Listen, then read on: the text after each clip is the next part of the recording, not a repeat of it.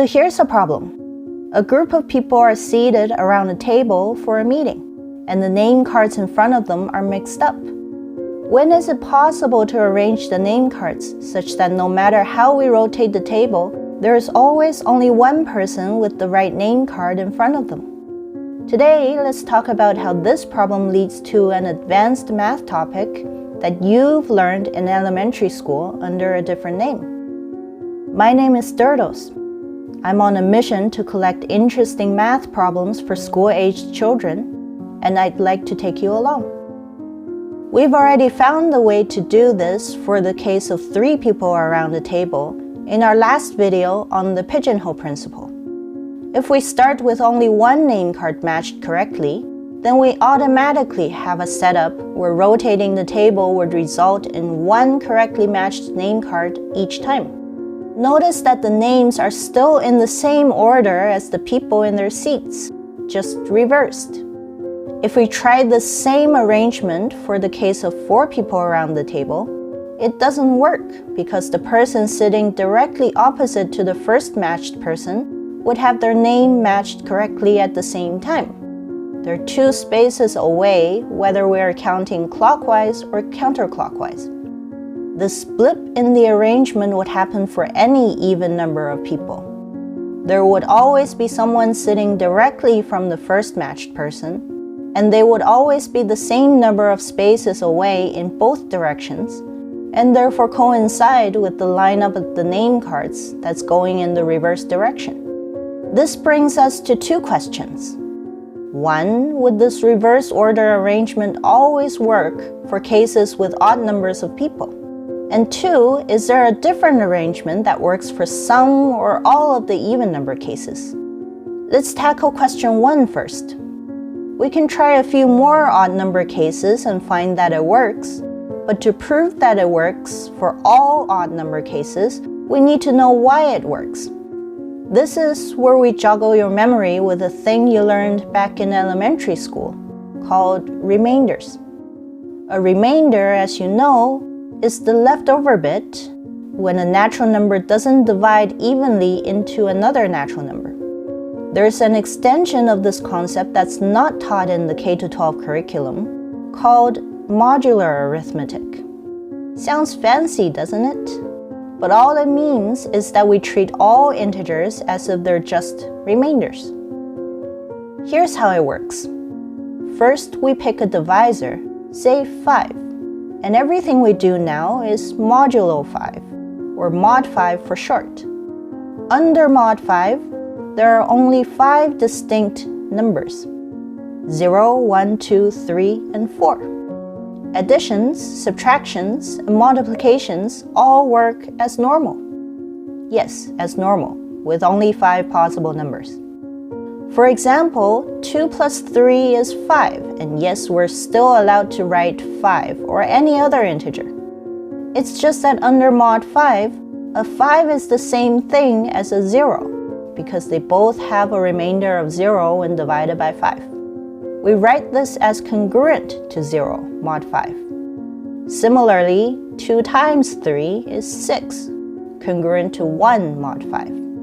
We can do this because no matter what numbers we start with, as long as their remainders are 2 and 3 when divided by 5, their product will always have a remainder of 1 when also divided by 5. Try to prove the general case of this fact for every pair of remainders and every operation if you don't believe me. As it often goes, patterns and underlying reasoning will become more apparent the more cases you see. Divisions under mod 5 work a little less intuitively because it involves looking at the multiplication table and reverse engineering the mechanism. But we won't need them for our problem here. Before we get back to our problem, let's talk about negative numbers because they'll come in handy later. Notice that 2 minus 3 is negative 1. So what's the remainder when we divide negative 1 by 5? Remember that our options of remainders are from 0 to 4. And if we subtract the remainder from the dividend, we should get a multiple of 5. This means the remainder will have to be 4. Another way of thinking about this is to add multiples of 5 until we land in the range of our allowed remainders, since adding multiples of 5 or zeros under mod 5 doesn't change the remainder. With the concept of negative numbers sorted out, let's go back to our meeting table situation and consider a meeting with 5 people. If we number the seats using the possible remainders, they behave just like the system of modular arithmetic we just saw. We can do additions by counting around the table for as long as we want, and we'd still end up in one of the 5 original seats, depending on the remainder of the number we counted to when divided by 5.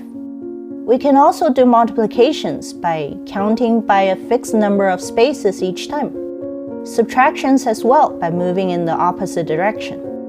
Now that we have this new system in place, let's take a look at what it means to have the name cards in reverse order, to rotate the table, and to have the name cards matched correctly. First, let's list out where each person is sitting. Then we place their name cards in reverse order, with the first person matching the right name card. To have them in reverse, we can count downwards into the negative numbers instead of upwards like we did with the people.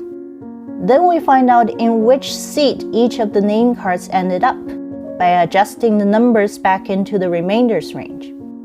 As we can see, aside from the first person for whom we matched the name cards on purpose, no name card ended up where the owner is sitting. Now let's start rotating the table.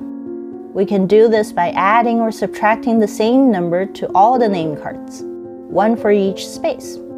If we move them all one space clockwise by adding 1, only D has the right name card. 2 spaces, B. We can also turn it the other way. 1 space, and C has the right name card. 2 spaces, E. If we go further in either direction, the list starts repeating, so we've covered all cases. Now that we're familiar with how the setup works, let's try the general case for any odd number of people around the table. If we lay out the name cards in reverse order, like in the 5 people case, our goal here is to show that no matter how we turn the table, only one name card will be matched to the right owner each time. Let's give the number of people here a name, K, for easy reference. Remember that K is an odd number.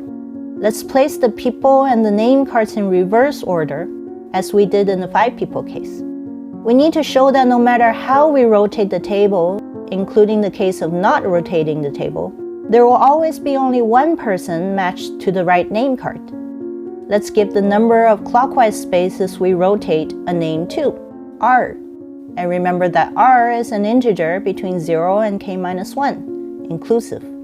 Any rotation outside of this range can be made into a rotation in this range by adding or subtracting complete circles of k-spaces. For a person to be matched to the right name card after the rotation, the seat they're occupying must satisfy this congruent statement, which is the modular version of an equation. Since addition and subtractions work as normal, let's move the i's to the same side. And, well, I did promise that we weren't going to need divisions, so let's do this without divisions. Notice that I is an integer in the range of 0 to k-1, so 2i is an even number in the range of 0 to 2k-2. It also has to be congruent to r mod k, which means its possible values in this range are r and r plus k, since adding or subtracting more k's would fall outside of this range. Notice that k is an odd number, so only one of these is an even number. No matter what value we have for r, there is exactly one solution for I, and therefore only one person with the right name card. In conclusion, yes, this reverse order name card arrangement works for any odd number of people around the table. Now that we have this settled, let's go all the way back to our second question. We already know that this reverse order arrangement doesn't work with even numbers of people around the table. So, is there ever an arrangement that works for any even number? We have a choice here of two directions to go. Either we're determined to find one that works and start digging in the individual cases, or we're convinced that no such arrangement would ever work and set off to prove that. The two people case fails immediately, and by the time I listed out all of the four people cases, I was ready to throw in the towel and try to prove that it never works. If we start with the same setup as the odd numbers case, we run into a problem. How do we check for all possible arrangements out there? There's no pattern to follow for placing the name cards. We'll have to go back to what we know about the situation. First, the people are sitting around a table. That part is fine as it is. Second, the name cards are placed around the table, without overlaps. They can be in any order, but no two cards are in front of the same seat, which means no two cards have congruent seat numbers mod k. Then, no matter how far we rotate the table, there's always only one person with the right name card. If we think of this bit backwards and look at the initial arrangement before we rotate the table, it means each name card is a different number of clockwise spaces away from its owner, because two cards having the same distance from their owner would match the right person at the same time when the table is rotated by that distance. If we add each distance to where the person is sitting, we should get to where the person's name card is placed. Collectively, this is also in places from 0 to k-1 in a different unknown order, under mod k. Since each person's location plus the distance should give us the location of the name card, if we add up everyone's location, add that to the sum of all the distances, it should end up congruent to the result of adding up the location of all the name cards. Let's check if that's the case. The sum of the numbers from 0 to k-1 come in pairs that add up to k-1. And since there are k of them, they make k over 2 pairs. Remember that k is an even number, so k over 2 is an integer. Under mod k, the sum would simplify to k over 2. Since the second row also contains the numbers from 0 to k-1, the sum is the same, as is the sum for the third row. If we add the sum of the first two rows, the result should be congruent to 0 mod k, which cannot be equal to the sum we have for the third row.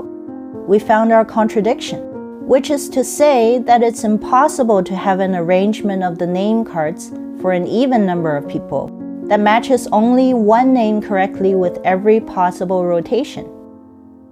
Phew, math makes sense again. Now I wonder how many different arrangements of the name cards also work for the odd number cases, besides the reversed order arrangement. Does skip counting work? Or irregular arrangements? Let me know what you think in the comments below, and until next time, stay curious.